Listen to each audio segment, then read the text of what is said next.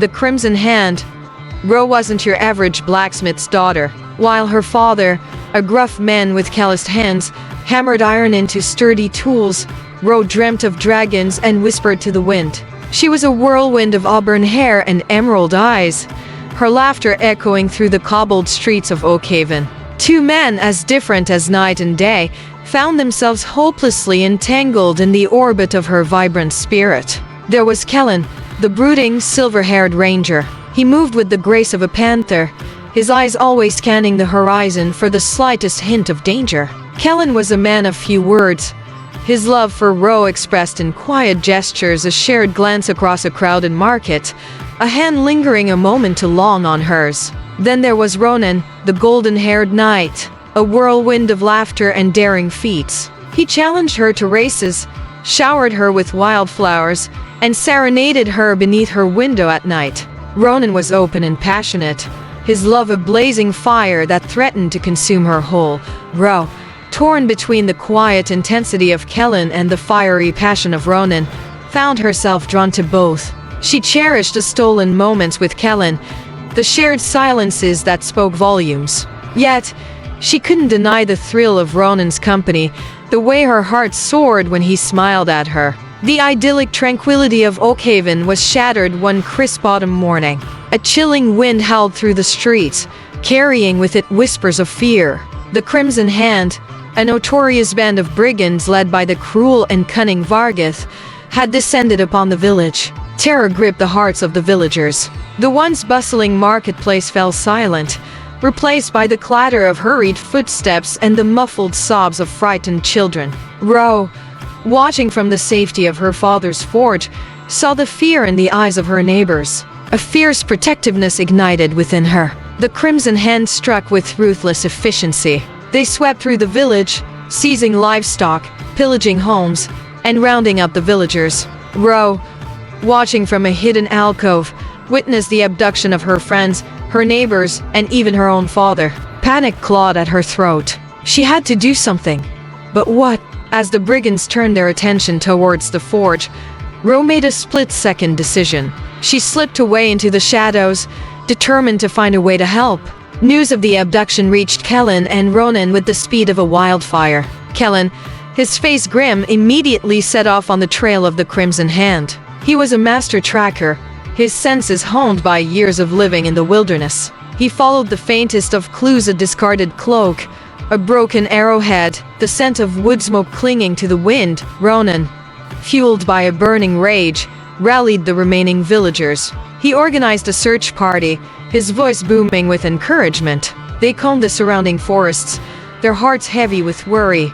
Meanwhile, Ro, disguised as a beggar boy, followed the trail of the Crimson Hand. She traveled light, her wits and a small dagger her only weapons. She endured hunger, thirst, and the constant fear of discovery. But her determination never wavered. She had to find her father, her friends, and the other captives. Finally, after days of relentless pursuit, she stumbled upon the Crimson Keep, a fortress of stone perched precariously on a cliffside. It was a grim sight, its walls stained with the blood of countless victims. Ro knew she had to be cautious. The fate of the captives rested on her shoulders. Inside the keep, Ro discovered a glimmer of hope. The captives, though weary and frightened, were not entirely subdued. They were organizing, whispering plans of resistance. Ro, recognizing their courage, joined their ranks. She quickly became a valuable asset. Her knowledge of the surrounding terrain and her uncanny ability to move undetected proving invaluable. Kellen, following the trail with relentless determination, finally reached the outskirts of the Crimson Keep. He moved with the grace of a panther, his senses alert. He observed the keep, noting the guards' patrols, the weak points in the defenses. He knew he had to devise a plan, a way to infiltrate the keep without alerting the enemy. Ronan, impatient and eager for action, gathered his forces. He knew a direct assault would be suicidal, but he couldn't stand idly by while his friends and neighbors suffered. He devised a daring plan, a feint that would draw the attention of the guards, creating an opening for a daring rescue attempt. The night of the rescue dawned.